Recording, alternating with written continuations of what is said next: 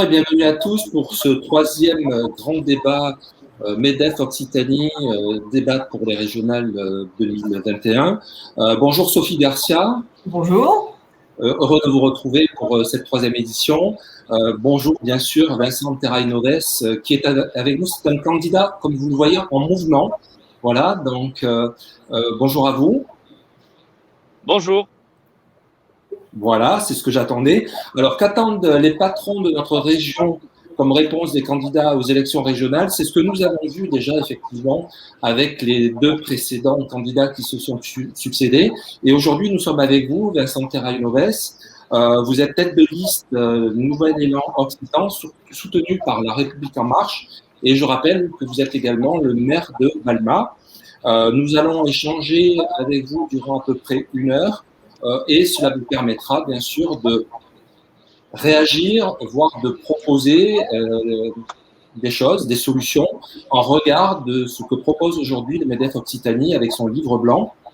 Alors, je rappelle quand même, pour vous tous qui nous regardez, mais aussi pour vous, monsieur Vincent Terrainoves, que le MEDEF Occitanie, c'est 14 MEDEF territoriaux, 24 branches, et donc fédération professionnelle et branches, pardon, et pas moins de 25 000 adhérents. Donc, vous êtes susceptible, avec ce direct et puis avec le replay, d'être vu par un grand nombre de décideurs. Sophie Garcia, donc, vous avez souhaité ces échanges avec les candidats qui s'appuient donc, comme je le disais, sur le livre blanc que vous avez proposé et qui est le fruit du travail collectif des adhérents du MEDEF Occitanie. 2 petites questions que j'ai posées dans les précédents débats. Comment est né ce livre blanc et surtout qu'attendez-vous des candidats et surtout du candidat que nous recevons aujourd'hui? Bonjour à tous, merci Monsieur Terrainoves d'être avec nous. Oui, effectivement, on a nous aussi travaillé sur des propositions, on vous les a faites passer. Ça permet en fait de toute façon de balayer les sujets qui sont les sujets qui reviennent dans la campagne. Donc de toute façon, nous allons pouvoir voir les différentes thématiques qui sont prégnantes, qui sont importantes et à nos yeux qui sont vraiment fondamentales. Et on attend évidemment de vous particulièrement, M. Terrainoves, que quand on aborde un sujet, voilà, vous ayez des solutions assez précises. Nous sommes des chefs d'entreprise très pragmatiques. Vous savez ce que c'est que d'être sur le terrain. Nous aussi, on a un vrai quotidien de terrain. Il y a un tissu très vaste de petites entreprises, de petites et moyennes entreprises que nous représentons sur toute l'Occitanie également. Donc, on sera effectivement assez attentif à ce que vous pouvez nous dire de façon très pragmatique. Alors, je rappelle à tout le monde qu'il y a le chat, bien sûr, sur lequel chacun d'entre vous, vous pouvez bien sûr nous interpeller et en l'occurrence interpréter le candidat que nous recevons aujourd'hui. Alors, Sophie Garcia le disait, 3 axes majeurs pour ces propositions. Replacer les enjeux des entreprises au cœur des politiques régionales, ça c'est le premier enjeu qu'on va aborder tout de suite après. Favoriser le développement économique. Et enfin, nous verrons avec vous, Vincent Terrainoves, comment on peut renforcer l'attractivité et la compétitivité de notre territoire. Alors, on démarre avec ce premier axe sur les enjeux des entreprises au cœur des politiques régionales. Et là, on parle de gouvernance. Et Sophie Garcia, déjà, le premier point qu'il est à noter, c'est que dans vos propositions, vous faites une proposition force qui est de revoir finalement la gouvernance au sein de la collectivité régionale et notamment des différentes agences de développement économique qui peuvent exister en l'occurrence. Absolument. Et ça va vous permettre ça va nous permettre d'introduire cet échange-là. Ne vous inquiétez pas, après, c'est plutôt vous qui allez avoir la parole et pas Jean-Claude Gallo et moi-même. Non, mais écoutez, c'est bien aussi de vous écouter. Mais on va partir sur un sujet un petit peu vaste, mais qui plante le décor. On a un certain, je dirais, une petite amertume qui est remontée au niveau des chefs d'entreprise d'Occitanie sur la façon aujourd'hui, je dis pas aujourd'hui parce que ça a changé depuis en tout cas 2018 avec l'agence ad hoc notamment, sur la place des entreprises dans la gouvernance des différentes cellules, institutions, fait tout ce qui existe au sein du conseil régional. Je pense à ad hoc parce que c'est quand même l'agence importante de développement économique et le bras armé du conseil régional sur lesquels on ne se retrouve plus à l'intérieur, si ce n'est d'être en bout de fil pour nous dire ce serait bien que vous diffusiez telle ou telle offre. Donc, vous, qui connaissez, qui regardez, qui réfléchissez à la façon de gouverner ce conseil régional, quelle place vous mettriez, quelle place vous feriez aux entreprises, aux entrepreneurs dans la gouvernance du conseil régional? Alors d'abord, Madame la Présidente, bonjour à toutes et à tous. Merci de votre invitation. Je vous prie d'excuser les conditions dans lesquelles je vous réponds, même si je vous reçois très très bien et que je vous vois très bien. J'espère tout simplement que je ne donnerai pas le mal de mer à celles et ceux qui sont derrière l'écran. Je suis en train de rentrer du Lot, puisque je fais de nombreux déplacements à la rencontre justement des acteurs, des forces vives et des territoires. Et j'ai eu un petit décalage dans le temps, ce qui arrive souvent, et quelques aléas d'agenda. Donc voilà, je suis en voiture. Je vous rassure, ce n'est pas moi qui conduis. Et donc, voilà, je vous prie de m'excuser encore pour ces conditions assez particulières. Néanmoins, je vais répondre à votre question. Je crois effectivement que l'implication des entreprises dans la gouvernance des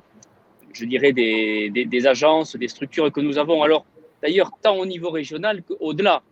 Je parle par exemple aussi à Tisséo, voilà, avec quand même la rétribution qui est payée par les entreprises sur tout ce qui concerne les transports en commun. Moi, je suis absolument favorable à ce que les entreprises intègrent les gouvernances, que la gouvernance soit partagée entre les politiques et les acteurs qui connaissent particulièrement les dossiers et particulièrement les secteurs auxquels nous consacrons toutes ces structures. J'étais tout à l'heure justement dans le Lot également concernant le Conseil régional du tourisme et des loisirs, et j'ai proposé également que pour cet organisme, eh bien, les instances qui connaissent particulièrement les dossiers puissent intégrer la gouvernance de cette structure que l'on appelle le CRTL, comme je souhaite aussi que les entreprises puissent intégrer les structures de gouvernance, notamment d'ADOC, en ce qui concerne la partie des entreprises. Voilà, donc ça c'est quelque chose que j'ai proposé d'ailleurs avant même de lire votre livre blanc, parce que j'étais déjà interpellé sur les questions qui étaient liées à Tisséo ici en région toulousaine. Et donc voilà, c'est quelque chose en tout cas qui me paraît logique et qui en tout cas est souhaitable. Donc, on l'a bien compris, vous allez finalement plus loin que la question qui vous est posée, c'est-à-dire que vous dites que ça ne concerne finalement pas que l'institution régionale. Vous dites que demain, ce serait bien que ce soit aussi dans les collectivités locales que pourrait se traduire cette… Et pour aller plus loin, donc là, c'est un engagement ferme que vous prenez aujourd'hui avec les entrepreneurs qui nous regardent, de dire demain, si je suis président de la région Occitanie, je m'engage à ouvrir davantage la gouvernance. Oui, exactement. Je l'ai d'ailleurs annoncé lors d'un débat que nous avons fait avec la tribune. Et donc, je le renouvelle ce soir. Je pense qu'il est souhaitable qu'effectivement les entreprises puissent être, en tout cas les organisations syndicales, patronales notamment, puissent être impliquées dans la gouvernance des structures diverses et variées. Et je souhaite qu'on l'étudie effectivement au-delà de la seule région Occitanie, en ce qui me concerne notamment au niveau de Tisséo. Très bien, merci. Sophie Garcia, sur ce premier point, il y avait aussi deux autres points à voir. Excusez-moi pour la redondance du mot, mais on était, me semble-t-il, sur des sujets de simplification, et puis on voulait aussi aborder le sujet des marchés publics avec Vincent Terranoves ce soir. Oui, parce que dans la force publique que représente le Conseil régional là en Occitanie, on a beaucoup d'outils.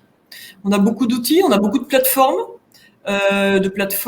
pour les jeunes, de plateformes pour l'emploi, de plateformes en tout genre. Il y a également beaucoup de solutions qui sont apportées, et on va pas s'en plaindre. Je dirais que en temps de crise, ça a été très bien d'avoir une multitude, et on peut comprendre qu'il y a eu un foisonnement et qu'il a fallu s'y retrouver. Encore une fois, c'était plutôt souhaitable qu'il y en ait autant. Maintenant, si on revient avant crise, et c'est un petit peu notre crainte sur l'après-crise, c'est que on est sur un nombre d'outils assez incalculable, un nombre de dispositifs ou de plateformes. Donc je parle des outils, je parle des dispositifs qui sont parfois du conseil régional, qui émanent parfois de l'État, qui émanent parfois du rectorat, pour ne citer que les grandes institutions qui sont en Occitanie. On a l'impression qu'il n'y a pas toujours de dialogue et qu'il y a même des redondances. Si on regarde la plateforme Un jeune, une solution, qui peut être redondante éventuellement avec la personne Annie, avec la plateforme, Annie, qui existait déjà avant. Enfin, on s'y retrouve pas.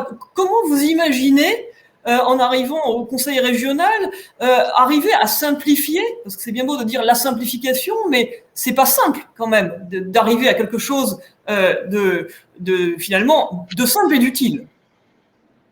Oui, alors d'abord, Madame Garcia, pour simplifier tous ces dispositifs, il faut les connaître et il faut les connaître parfaitement dans le fonctionnement, dans les rouages. Et aujourd'hui, moi, vous savez, j'ai pas des surcapacités, je ne connais pas tous les dispositifs.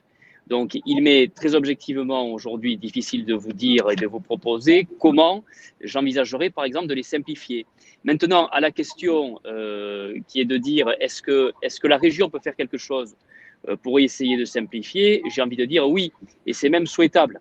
Donc, ce que je souhaite faire, c'est mettre les acteurs que vous avez cités autour de la table et de voir domaine de compétences par domaine de compétences, comment on peut effectivement faire un portail d'entrée qui serait unique, qui serait d'ailleurs également simplifié, pour éviter de faire en sorte que, alors non seulement les chefs d'entreprise, mais j'ai aussi cette question du côté des artisans, j'ai cette question du côté des commerçants, notamment avec les différents plans de relance qui sont intervenus, avec les différents points d'entrée. Et très souvent, on a aussi des petites entreprises qui n'ont pas toute l'ingénierie qui est là pour justement pouvoir remplir tous les dossiers administratifs et frapper à toutes les portes. Donc la simplification, moi je la souhaite de mes voeux. Donc dans le détail, bien sûr, il est difficile aujourd'hui à ma place de dire comment on pourrait simplifier les choses. Il faudra avec vous et avec d'ailleurs les autres acteurs que l'on regarde point par point comment on peut fusionner les différents dispositifs, les différents points d'entrée, les différentes plateformes, et qu'on voit effectivement comment on peut simplifier. Vous savez, je suis maire d'une commune. Je sais aussi la lourdeur administrative que l'on a parfois dans nos collectivités et dans notre administration. Je suis, moi, issu du privé. Je suis chef d'entreprise dans le secteur médico-social, puisqu'il y a 10 ans, j'ai monté une maison de retraite médicalisée que j'ai encore aujourd'hui en gérance et en exploitation avec une 50aine de salariés. Et je sais la lourdeur administrative que représente pour les chefs d'entreprise justement les différents dispositifs. Et donc, soyez en tout cas convaincus que je souhaite le plus possible être aux côtés des entreprises pour simplifier à l'issue, je pense, d'un travail que j'engagerai avec vous toutes et vous tous très rapidement après ma prise de fonction. Alors, un autre point qui est important, je le disais tout à l'heure, le MEDEF Occitanie souhaite installer, Sophie Garcia, des nouvelles modalités pour la commande publique. Est-ce que vous pouvez nous préciser ça? Et puis, ce serait intéressant, effectivement, que vous nous disiez, Vincent Terranouest, ce que vous en pensez, vous, et ce que vous comptez faire. Alors, je rappelle quand même un chiffre, moins de 45% de la commande publique aujourd'hui est attribuée à des entreprises de la région. Sont attribuées. Oui, parce que c'est souvent une volonté qui est exprimée, de dire priorité aux petites entreprises locales. Je vais être caricatural dans ce que je dis, hein, mais on l'entend souvent. Il y a quand même des règles. Il y a des règles de marché public, puisque vous êtes maire d'une commune, vous les connaissez également. Malgré ces règles, on peut quand même éviter le moins-disant. On peut éviter en travaillant sur les critères qui vont être choisis dans l'appel d'offres. Est-ce que c'est assez précis, hein, mais on en a proposé quelques-uns. Vous les avez de notre côté. Est-ce que vous avez réfléchi également sur, parce que le conseil régional, c'est une grande, encore une fois, c'est un grand donneur d'ordre public. Dans quelle mesure il peut effectivement donner quand même, je dirais, la chance aux entreprises locales, tout en restant dans les règles? Oui, bien sûr. La difficulté, c'est d'arriver effectivement à bien caler les critères d'attribution avec les différentes, je dirais, les différentes notations, les pondérations. avant bien sûr de passer les marchés et les appels d'offres. Donc, je pense que vous ne rencontrerez pas beaucoup de candidats qui vous diront qu'ils ne sont pas favorables à une telle mesure parce que faire travailler le local, c'est soutenir l'économie locale, c'est soutenir l'emploi local, c'est aider les entreprises à se développer, à grossir. Et donc, il faut que nous ayons là des marchés publics et notamment des services, hein, parce que vous savez, les contrats de marché public, ce sont nos services marchés spécifiques qui les font parce que vous connaissez parfaitement la complexité administrative de ces marchés et les élus n'ont pas les compétences à la fois juridiques, administratives pour eux-mêmes monter les marchés. Donc, il faut que les élus soient, en tout cas, passent les messages et affiche clairement les orientations concernant ces marchés publics et que dans la technique, effectivement, dans les pondérations, dans les notations, nous ayons la possibilité de faire en sorte de privilégier les entreprises locales. Très souvent, les difficultés que nous avons, c'est que pour l'avoir vécu, hein, lorsqu'on a cette volonté d'attribuer les marchés publics à des entreprises locales, on a parfois des petites entreprises locales qui répondent au marché public et malgré tous les critères que vous pouvez mettre qui concernent à la fois la qualité des matériaux, par exemple si c'est des marchés de travaux publics ou si c'est des marchés de bâtiments, ou bien les critères de prix, reste très souvent quand même la crédibilité de l'entreprise qui est basée sur tout simplement le chiffre d'affaires de l'année écoulée. Et là, c'est vrai qu'on a voilà, des services administratifs qui ont plus tendance, je dirais, à sécuriser les projets et à vouloir que nous attribuions les marchés à des entreprises qui ont des chiffres d'affaires importants ou qui ont des résultats et des références importantes, plutôt que de prendre le risque d'attribuer ces marchés à des entreprises qui sont plus petites, surtout par rapport à l'ampleur des marchés que nous avons généralement avec la région, qui sont des marchés très importants d'infrastructures ou bien de rénovation de lycées avec je dirais des surfaces très importantes et des prix de marché qui sont très élevés. Donc la question, c'est comment on arrive à intégrer aussi sur le marché des entreprises certes locales, mais aussi de donner sa chance à des entreprises qui aujourd'hui ne demandent qu'à grossir, puisque quand même dans notre pays et dans notre région, la difficulté qu'on a, c'est aussi d'aider les entreprises à grossir et à passer un cap. Oui, pardon. Non, je voulais pas vous couper, mais pour compléter ce que vous dites, est-ce qu'il y a certains candidats qui donnent aussi d'autres critères, pas simplement le chiffre d'affaires, ça va être par exemple des critères en RSE ou au niveau de l'environnement, des critères en disant, ben voilà, l'entreprise a œuvre dans cette direction. Est-ce que ça serait aussi des critères que vous rajouteriez ou pas du tout? Oui. Alors, les critères que je rajouterai sont ceux que vous avez cités, des critères aussi d'économie circulaire qui sont très importants et qui vont nous permettre justement de nous appuyer sur le local, parce que lorsqu'on rajoute des critères d'économie circulaire, et moi j'y suis particulièrement attaché parce que c'est une délégation que j'occupe à Toulouse Métropole, de faire en sorte notamment que sur les rénovations dans les bâtiments, on puisse avoir des critères d'économie circulaire très importants, et on sait que ces critères d'économie circulaire justement favorisent beaucoup les entreprises locales. Donc, je veux aussi m'appuyer beaucoup sur ce critère-là, en plus des critères de RSE ou des critères environnementaux que vous avez vous-même cités. Très bien, merci. Est-ce que j'ai répondu à votre question? Tout à fait.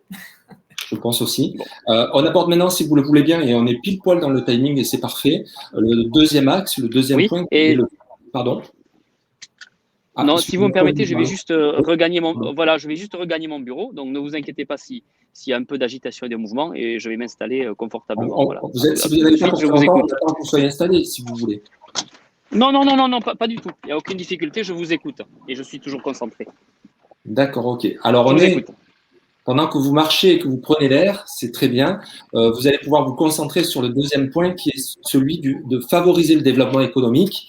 Et comment rebondir après la crise? Alors, Sophie Garcia, là, on voit qu'il y a effectivement eu beaucoup d'aides qui ont été mises en place pour aider les entreprises à passer ce mauvais cap. On pense au PGE. Donc, là, vous interpellez le candidat sur ce point-là, précisément.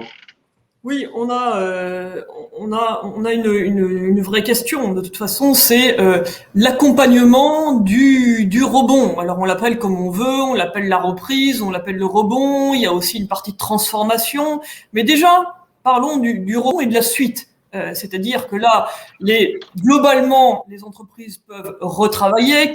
Quasiment tous les secteurs sont en activité et ont réouvert. Et on va avoir des situations assez différentes. D'ailleurs, qu'on ne connaît pas. On me demande tout le temps, même moi personnellement, de faire des pronostics sur les entreprises qui vont avoir des difficultés à rembourser le PGE, celles qui vont être justement un peu surendettées, celles qui vont être en situation de difficulté de recrutement. Bon, tout ça, c'est impossible aujourd'hui de donner des chiffres. Il y a plein de chiffres qui circulent. Je pense qu'ils sont tous plus faux les uns que les autres parce qu'il est très difficile d'anticiper. En revanche, il faut absolument anticiper l'accompagnement. Donc le gouvernement a mis un plan de relance, mais qui était clairement pour l'industrie et l'écologie, c'est très bien, hein, mais là, on parle vraiment de l'accompagnement du rebond au plus près du terrain, avec les moyens que le conseil régional a. Je ne suis pas en train de dire qu'on peut déverser des milliards, et je ne parle même pas de chiffres.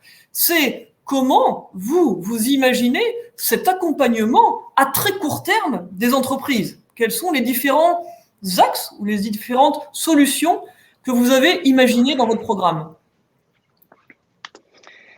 Oui, alors, il y en a plusieurs. Vous me voyez là? Attendez, qu'est-ce que j'ai fait? Non, on vous voit plus en fait. Pourquoi ça a sauté? Attendez. Oui, alors attendez, je vois que ça s'est désactivé. J'appuie sur la caméra, mais ça ne... On vous entend en tout cas. Hop. Oui, il y a le son. Ou sinon, reprenez la voiture.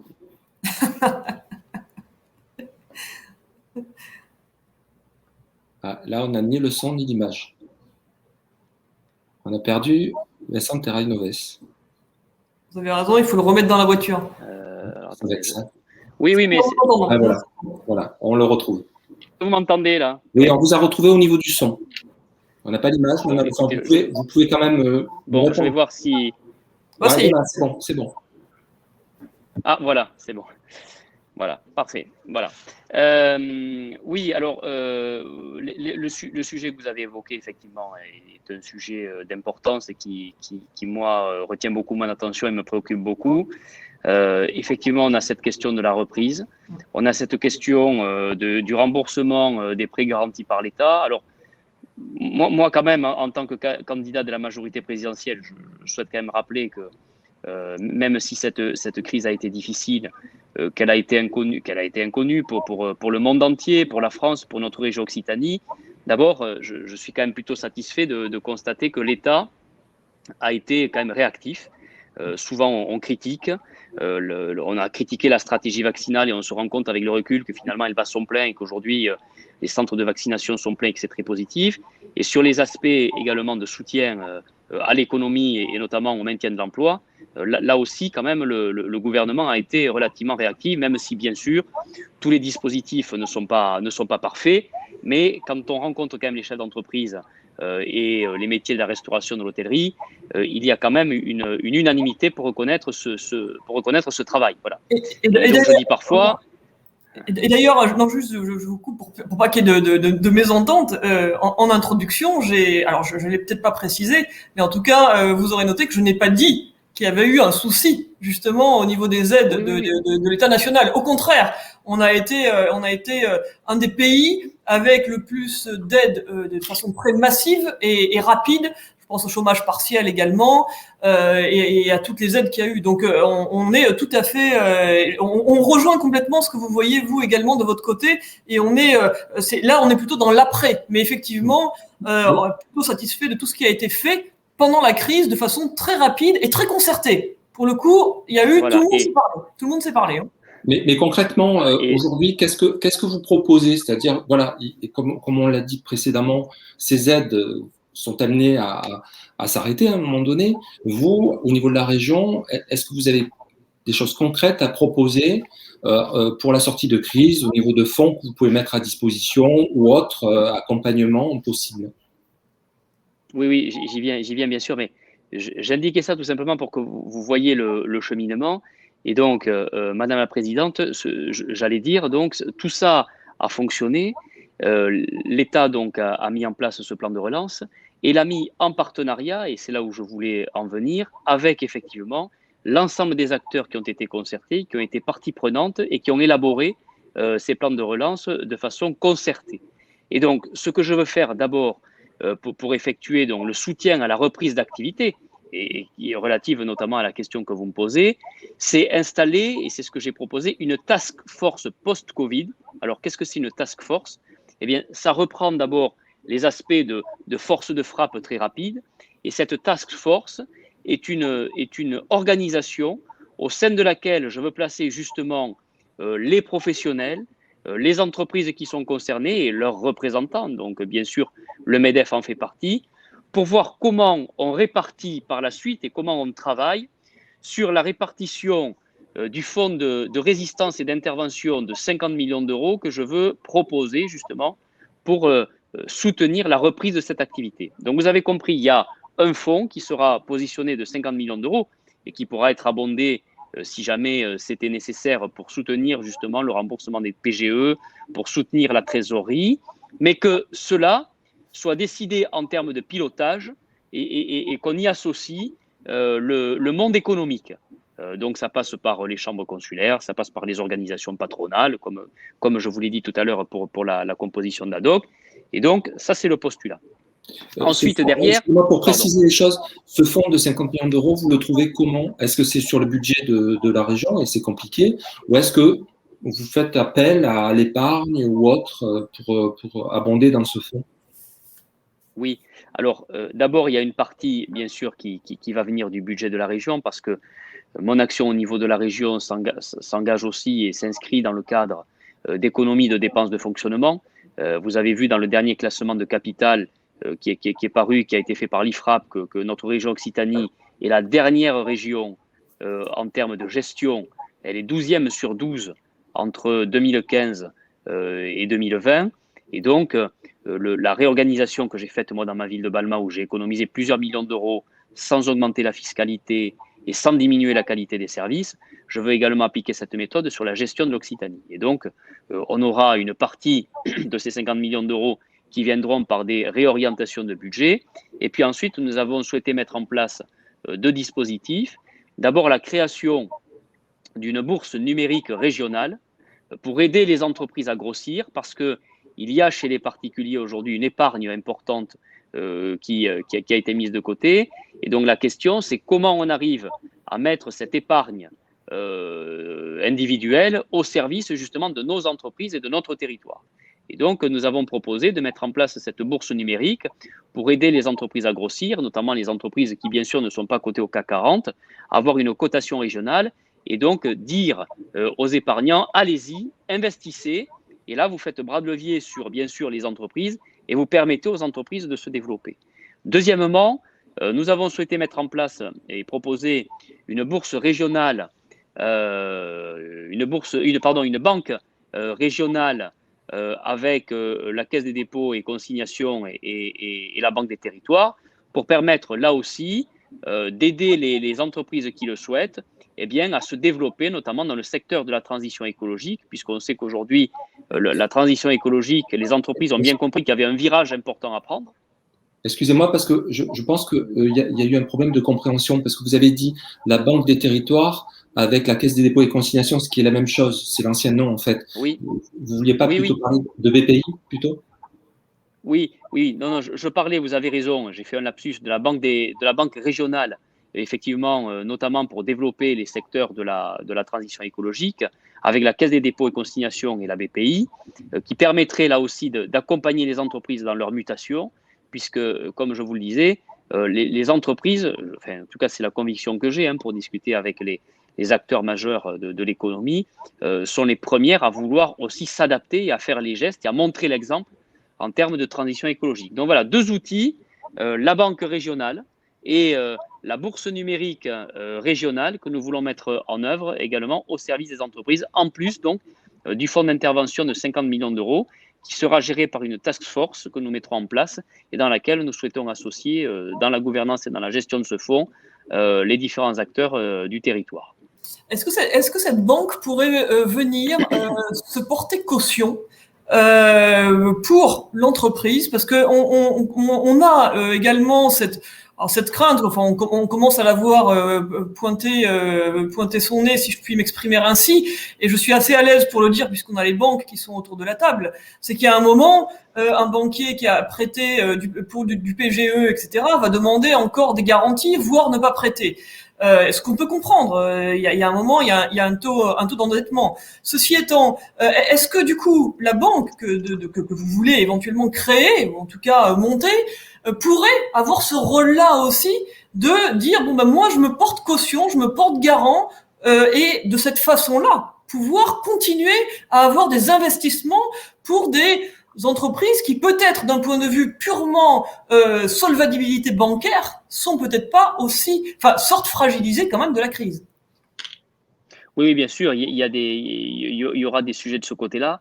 Et nous avons appelé ça un fonds de garantie et d'adossement qui permet donc effectivement de s'adosser à des demandes de prêts ou d'investissements qui sont faits par les entreprises. Et donc, qui permet là aussi de débloquer la garantie effectivement pour être en soutien et permettre aux entreprises de continuer, malgré ce contexte difficile, effectivement, à faire des investissements et à grossir, puisque notre priorité aujourd'hui est justement de contribuer à cette relance et d'être aux côtés des entreprises dans ce domaine. Donc oui, alors est-ce que ça sera la banque territoriale, la banque régionale, ou est-ce que ça sera un dispositif qui sera à côté, qui permettra justement d'être adossé? J'ai pas encore aujourd'hui la réponse, mais on étudie éventuellement les deux possibilités. Voilà. On le verra, pour être très, très transparent, au moment de la mise en place de la banque régionale pour voir effectivement si on peut se permettre d'adosser et d'arriver en garantie, ou si c'est un dispositif que nous mettrons à part en fonction de la réalisation et de ce que souhaitent aussi nos partenaires. Voilà. Merci Vincent Ternoest. Un point important qui ressort du livre blanc, Sophie Garcia, c'est la formation, et notamment sur le sujet des jeunes. Est-ce que vous pouvez développer un petit peu vos arguments là-dessus, s'il vous plaît? Je vous avais parlé tout à l'heure de l'accompagnement. Évidemment, la formation en fait partie. On a particulièrement besoin des jeunes qui arrivent, et on en parle. Donc il y a toute la formation initiale, et puis il y a la formation continue. Dans la formation initiale, on se rend compte que sur le territoire, c'est pas toujours si évident que ça d'avoir une offre de formation. Alors même si je sais que la formation, pour une partie, c'est pas de la compétence de la région a quand même la possibilité d'investir dans des structures, d'accompagner en termes d'outils. Donc, qu'est-ce que vous voyez par rapport à ce qui reste, encore une fois, sur les compétences de la région? Qu'est-ce qui peut être fait pour accompagner cette formation, pour avoir, nous, puisque vous savez, je pense que vous l'avez entendu, on a même des freins à la reprise parce qu'on a des soucis de recrutement, et pas que dans l'hôtellerie-restauration. Pas que dans ce secteur-là. Donc, on arrive quand même sur des situations assez paradoxales. Quelle solution vous pouvez avoir pour accompagner ces formations, particulièrement peut-être au niveau des jeunes? Alors, ce que vous dites est un réel problème. On a encore aujourd'hui donc des entreprises qui recrutent et qui n'arrivent pas à trouver effectivement de main-d'œuvre.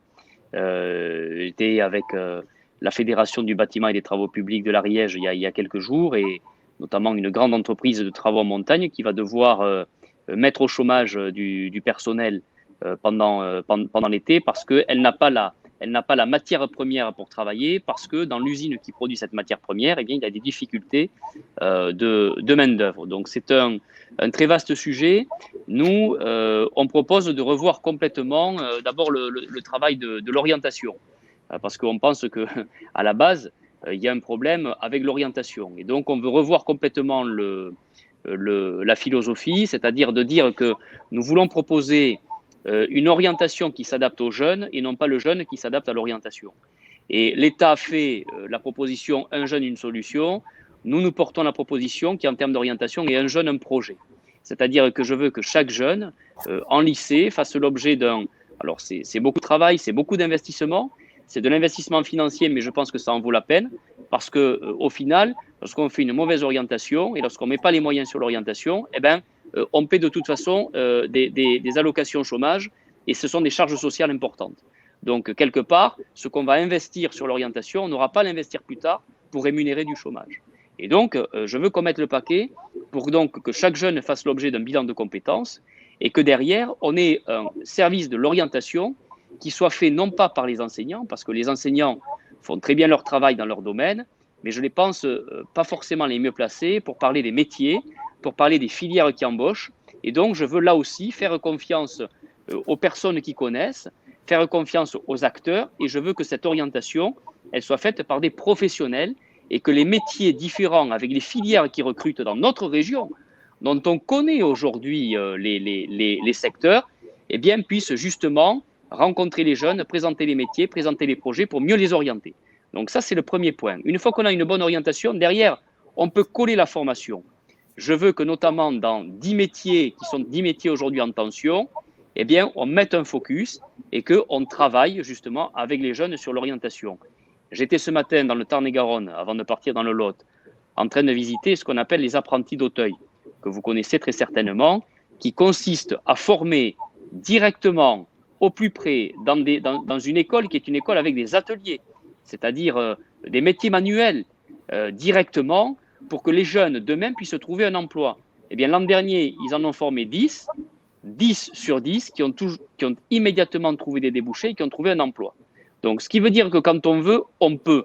La région, elle a la politique des formations, Madame Garcia. Et donc, il faut que là-dessus, nous travaillions en étroite collaboration avec les acteurs aussi pour justement développer les formations qui, demain, sont des formations en lien avec les métiers qui vont embaucher et avec les besoins de main-d'œuvre.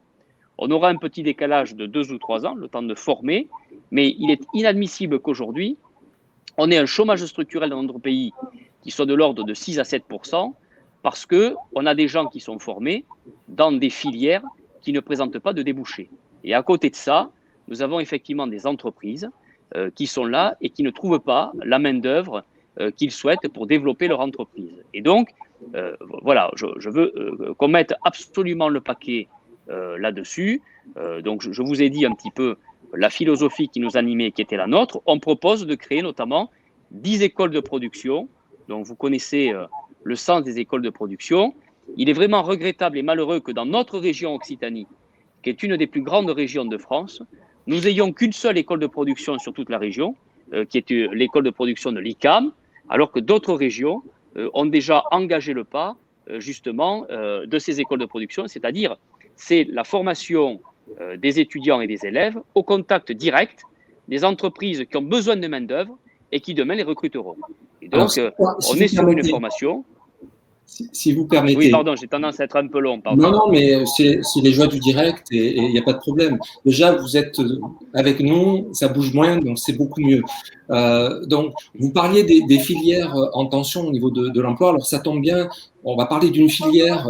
On a une question sur le chat de Michel Libon qui dit quelle est votre vision aujourd'hui de la situation de l'aéronautique en Occitanie. Alors, on change complètement de propos, mais c'est quand même intéressant de vous entendre sur cette question-là. Et il y a quand même un lien parce que vous savez que la branche, l'UMM, hein, qui est autour de la table également, travaille sur les passerelles. Sur des passerelles de métiers, c'est-à-dire des entreprises qui ont pas besoin de leurs collaborateurs ou de leurs talents, mais ils peuvent les prêter. Mais en même temps, quand on voit les commandes d'Airbus qui sont annoncées, qu'est-ce qui va se passer dans l'avenir si justement les entreprises, malgré le chômage partiel de longue durée, ne peuvent pas garder leurs collaborateurs. Donc on a quand même ce grand pan de l'aéronautique. Je comprends que Michel pose la question, même si on peut pas tout aborder, mais quand même un petit point. Voilà, votre vision de l'aéronautique en quelques mots, si c'est possible. Oui, alors d'abord, l'aéronautique, c'est la 3e industrie de la région. Donc, on voit son pas. La première, c'est l'agroalimentaire. La deuxième, c'est le tourisme. Moi, j'ai beaucoup axé, tout à l'heure, je n'ai pas eu le temps de le dire, mais la stratégie de relance, de création de richesses et de création d'emplois sur le tourisme. Nous en parlerons. Pour moi, c'était le bon sens. On aura un sujet sur le tourisme. Et donc, la troisième, Et donc la troisième, c'est effectivement l'aéronautique. Le plan de relance, France Relance de l'État, donc avec le volet compétitivité, justement permet au secteur aéronautique de pouvoir se transformer, de pouvoir innover, de pouvoir aussi se diversifier. Je suis bien sûr très favorable à ce que nous développions toutes les études autour de l'avion vert. Ça, c'est le premier élément, donc tout ce qui est en termes de recherche. D'autre part, nous avons tendance un peu trop souvent parfois à parler d'aéronautique et à ne pas parler de spatial, qui est aussi une grande industrie régionale et qui est très souvent liée. Je rappelle qu'un quart des emplois qui sont liés au spatial sont européens, un quart des emplois européens qui sont liés au spatial sont situés ici en région Occitanie. Et donc, ce que je veux, c'est qu'on travaille justement avec chacun de ces domaines, que ce soit l'aéronautique ou le spatial, à essayer d'accompagner la diversification, essayer d'accompagner tous les sous-traitants à transférer toutes leurs compétences qu'elles ont sur l'aéronautique ou sur le spatial à des domaines comme par exemple les domaines de l'agriculture, le domaine de la recherche sur le climat, le domaine également de la médecine, parce qu'on sait qu'il y a des corrélations et des similitudes. Et donc, pourquoi ne pas être aux côtés justement de ce secteur pour les encourager et être à côté d'eux financièrement, justement à se diversifier et aller dans ce champ d'activité. Au-delà de bien sûr les soutenir, pour soutenir la filière aujourd'hui telle qu'elle existe. Mais je crois que notre souci, on l'a bien vu, c'est de faire en sorte que nous ne soyons pas non plus tous dépendants de pandémies internationales ou de nuages de cendres d'un volcan qui paralyse un trafic et qui fait que, bien sûr, dès que cela arrive, eh bien, ici, en région Occitanie, à Toulouse, mais aussi à Figeac ou à Tarbes, et ailleurs, on soit impacté par les aspects négatifs, justement, de cette difficulté économique sur l'aéronautique. Donc, je crois que la diversification, aujourd'hui, est le mot, et j'ai donné quelques exemples, et nous serons aux côtés, là aussi, du secteur pour l'accompagner. Alors, je vais vous proposer de passer à l'axe 3 de ce débat parce que le temps tourne, il nous reste un petit quart d'heure, dont la conclusion. Avant d'aborder ce point important dont vous parliez, qui est celui du tourisme, si vous voulez bien, Sophie, on peut aborder, Sophie Garcia, l'axe des filières, et notamment quand on parle des pôles de compétitivité. Vous dites, Sophie Garcia, il existe les pôles de compétitivité sur lesquels œuvre la région, mais par contre, il y a tout un tas de filières qu'il faudrait peut-être développer. Oui, absolument. Vous savez qu'on a sur Occitanie déjà 6 pôles de compétitivité autour de la santé avec le cancer, autour de l'eau, autour de l'aérospace justement. Donc on en a déjà 6. Ceci étant, ça paraît pas énorme par rapport au nombre de filières qu'il y a à structurer. Nous, dans notre réflexion, il y en a qui sont sortis sur la mobilité intelligente, le sport, le thermalisme, la silver économie. On a même eu la cité du vin, toute la filière du vin. Donc voilà, il y a des idées, on en a. Des filières à structurer qui nous paraissent intéressantes d'un point de vue de le faire d'un point de vue au niveau régional. Comment vous voyez ces questions-là de filières ? Oui, on peut parler de la filière bois aussi, qui est à structurer un peu plus. Enfin, c'est vrai qu'il y a tout un tas de secteurs dans lesquels il faut travailler. Moi, j'ai tendance à dire, mais parce que je suis pas issu de l'administration, si vous voulez. Je suis issu du terrain. Je sais ce que c'est que investir. Je sais ce que c'est que mettre de l'argent personnel dans un projet professionnel. Et donc, j'ai cette culture de dire il faut faire confiance. Il faut faire confiance et il faut travailler ensemble. Donc, ce que je veux, c'est bien sûr qu'on essaie de travailler avec chacun des acteurs sur les filières. Je ne suis pas certain qu'il sera bon de nous investir à fond sur toutes les filières parce que le reproche qu'on peut parfois faire, c'est en voulant être partout, finalement, on n'est pas forcément bon et finalement, on est fort nulle part. Donc, je pense qu'il faut que nous identifions ensemble avec ce que nous apporte la richesse de ce territoire sur quelques filières, effectivement, qu'il est nécessaire que nous développions. Vous en avez cité un certain nombre qui présentent un grand intérêt, à mon avis, et qui doivent être structurés. Donc, ça, c'est un travail que nous ferons ensemble. Mais je pense que c'est un travail qui doit être collectif. Et ce n'est pas à la région, en tout cas, de dire, voilà, moi, je veux qu'on aille dans telle filière. Je crois que ce travail, cette décision, il faut faire confiance. Voilà, il faut faire confiance. Il faut faire confiance aux agriculteurs pour essayer de travailler avec eux sur le monde agricole. Il faut faire confiance aux viticulteurs pour travailler la filière viticole qui nécessite aujourd'hui qu'on la renforce, qu'on la soutienne parce qu'elle est en grand danger. Il faut travailler avec les acteurs de la pêche et il faut travailler avec chacun des acteurs des filières pour voir comment on peut effectivement les renforcer. Et ce travail-là sera un succès parce qu'il sera collaboratif. Voilà. En tout cas, c'est la méthode que je mettrai en place pour travailler sur l'investissement de chacune des filières que vous avez citées. Alors justement, il y a une filière qui vous tient à cœur, hein, on en parle depuis tout à l'heure, c'est la filière tourisme, avec, il me semble, beaucoup de propositions à la clé. Est-ce que d'ailleurs, elles peuvent cadrer avec les demandes des adhérents du MEDEF qui travaillent dans le tourisme? C'est ce qu'on voit maintenant avec vous, si vous voulez bien.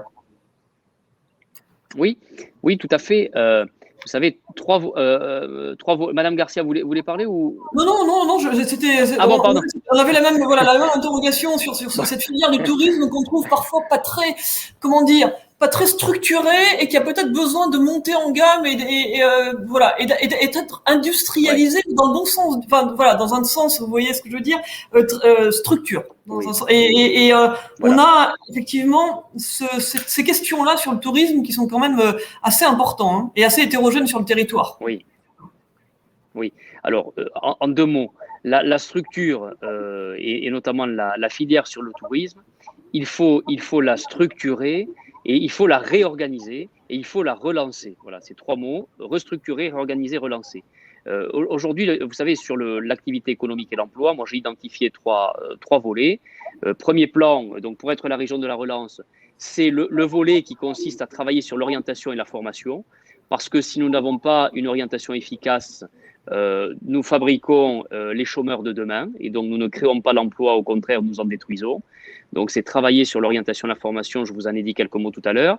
C'est renforcer les entreprises et tout le tissu de petites et moyennes entreprises et d'artisans. Je ne suis pas rentré dans le détail de toutes les propositions, mais on en a pour renforcer le secteur économique qui existe aujourd'hui. La task force, notamment, en est une illustration. Et puis, 3e élément, c'est créer de l'économie, créer de la croissance et créer de l'emploi. Alors, comment on peut faire ? Eh bien, en voulant réindustrialiser et en faisant venir des entreprises qui ont été délocalisées, mais on sait que c'est extrêmement difficile et que le monde ne nous attend pas pour cela. Et moi, j'ai identifié un secteur qui était un secteur sur lequel on avait des leviers très importants, qui est le secteur touristique. Et j'estime que là, notre région est au point mort depuis un certain nombre d'années. Et c'est pour ça que je veux qu'on travaille sur cette filière-là pour créer de l'emploi, créer de la richesse et relancer l'économie. Je m'explique, on a tout dans notre région. Concrètement, voilà. Vous proposez quoi? Concrètement, on a tout dans notre région et pour autant, nous ne sommes que pour vous convaincre d'y aller, c'est qu'on a tout dans notre région et nous sommes que la 4e région en termes de retombées économiques et d'emploi. Et pourtant, comme je vous dis, on a tous les atouts géographiques, culturels, patrimoniaux. Donc, j'ai proposé que nous multiplions par 3 le budget qui est consacré au tourisme parce qu'on se rend compte que lorsqu'on arrive, par exemple, à la gare de Rocamadour, eh bien, on n'a pas de liaison entre la gare, par exemple, et Rocamadour. Alors, ça représente 3 km, mais ça représente 12 km pour aller à Grama.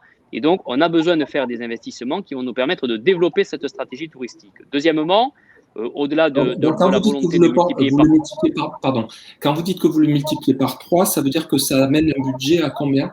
Pour avoir une idée de... Le budget que nous proposons de consacrer à la filière du tourisme sur le mandat sera porté à 1,5 milliard. Voilà, aujourd'hui, c'est à peu près 100 millions par an.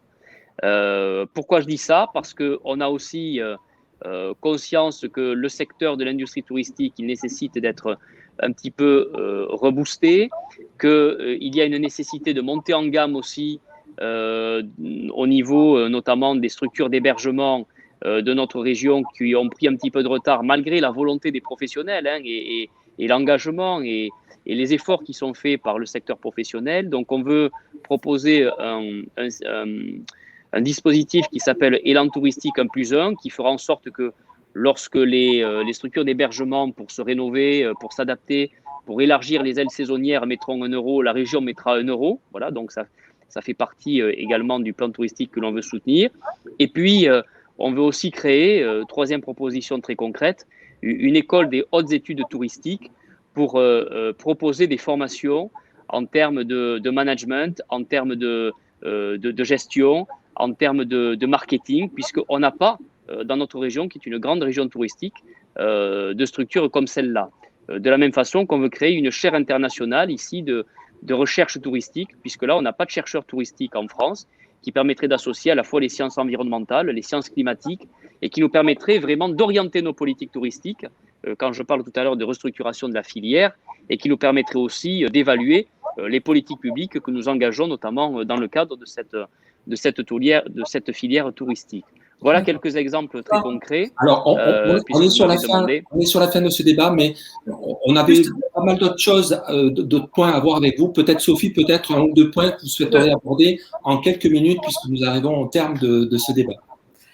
Oui, je profite de la filière tourisme et donc du besoin finalement d'investir, alors que ce soit public, que ce soit privé.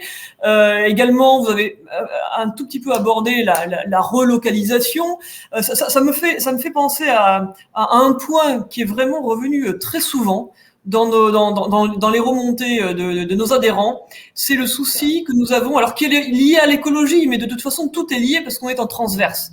C'est la zéro artificialisation des sols, qui nous pose un vrai souci sur un territoire très hétérogène comme l'Occitanie, où, et vous le sillonnez, on l'a bien vu tout à l'heure, on a des terres quasi vierges et où on peut avoir, et je pense à la Lozère, le président du MEDEF Lozère a mis 3 ans à avoir un permis de construire pour pouvoir faire une extension de 100 mètres carrés. Le Gers qui nous dit mais comment faire quand on veut faire la moindre construction? Nous n'avons pas de friche industrielle. Et en même temps, dans d'autres lieux, tout à fait applicable. Et donc, ça nous interroge parce qu'on est tous concernés, pas seulement le bâtiment. Comment vous voyez les choses se Oui. Alors, dans un temps court, s'il vous plaît, votre réponse pour être équitable avec tous les candidats. Merci. Oui, parce que lorsqu'on a évoqué le zéro artificialisation, il y avait le mot net. Oui. Qui était appliqué, qui a quand même son importance. Donc, moi, je crois en tout cas qu'il est nécessaire aujourd'hui de prendre en considération les problématiques écologiques. Ça, c'est indéniable. On en a besoin pour nos enfants, pour notre planète, mais qu'effectivement, ça ne peut pas se faire au détriment du développement économique. Et donc, je pense que le mot net est important, mais je ne suis pas certain, malgré tout, qu'avec ce mot zéro artificialisation net, on arrive tout de même à résoudre les problèmes des entreprises. Et donc, il faudra, je pense, qu'on se penche très fortement sur ce sujet et qu'on continue à identifier peut-être des secteurs, des territoires, des périmètres sur lequel il faut que nous puissions déroger parce que, comme vous le dites, on a besoin du développement des entreprises, on a besoin pour cela de foncier et très souvent, il y a des contraintes techniques des entreprises auxquelles nous devons nous adapter et non pas le contraire. Et donc, il faudra que nous nous retrouvions pour discuter, pour peut-être délimiter des territoires sur lesquels on peut peut-être, et il faudrait revoir effectivement ce sujet, si malgré le mot net, il y a encore des problématiques qui persistent. Merci Vincent Terray-Noves. Il est temps de conclure. Avant de vous laisser le mot de conclusion à tous les deux, je voudrais rappeler notre prochain rendez-vous qui sera le mardi 15 juin où nous recevrons Carole Elga. Voilà, j'ai pris grand plaisir à animer ce débat avec vous et je vous dis dans tous les cas à bientôt. Bon, je vous remercie en tout cas, Monsieur Terray-Noves, de vous être prêté au jeu avec nous. Ça nous a permis non seulement d'échanger, on va pouvoir auprès de tous nos adhérents envoyer ce replay. Je pense que c'est important, contrairement à quand il y a beaucoup de candidats, on vous a coupé la parole, mais vous étiez quand même tout seul. Donc ça nous a permis quand même de vous écouter sur pas mal de sujets. Une petite frustration, on n'a pas pu aborder le sujet des transports. On vous a entendu lors du débat de la tribune auquel nous participions également sur le sujet. C'est toujours frustrant de ne pas pouvoir tout aborder. Je pense qu'on a quand même abordé pas mal de sujets, en tout cas nous qui nous concernent. Donc encore une fois, merci beaucoup. Et puis je pense que c'est bien que ce soit vous qui ayez le mot de la fin.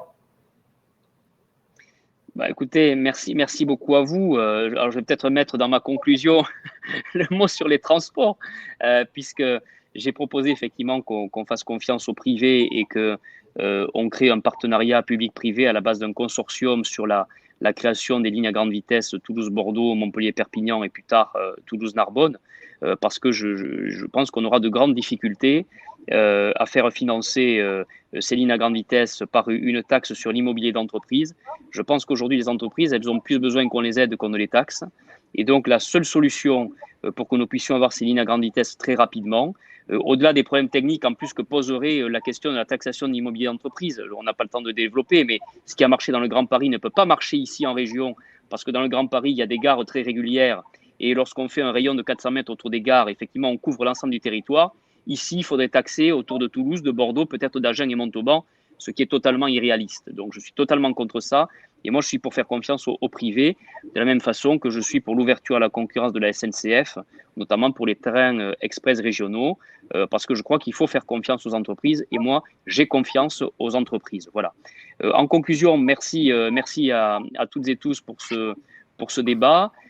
Croyez bien en tout cas que je souhaite être le président de la relance de la région Occitanie pour poursuivre les plans qui ont été proposés par l'État, pour être aux côtés des entreprises dans cette phase de reprise qui va s'avérer difficile. Et puis tout simplement, peut-être en conclusion, vous remercier pour faire vivre nos territoires, quels qu'ils soient. Moi, je suis fier des entreprises. Parfois, ils ont tendance à être stigmatisés parce que on tape sur le patron qui réussit, parce qu'on est dans un pays où la réussite parfois fait qu'on aurait envie d'avoir honte. Moi, j'ai envie de vous dire, n'ayez pas honte de ce que vous avez fait. Soyez fiers de créer des emplois, soyez fiers de créer de la richesse dans notre pays. Et quel que soit le résultat de ces élections, je peux vous assurer que moi, en tout cas, je suis fier des entreprises et que je serai à vos côtés et vous me retrouverez toujours pour vous soutenir. Voilà. Merci beaucoup. Merci beaucoup. Merci à vous. Au revoir à tous. Bonsoir à tous. Au revoir. Merci.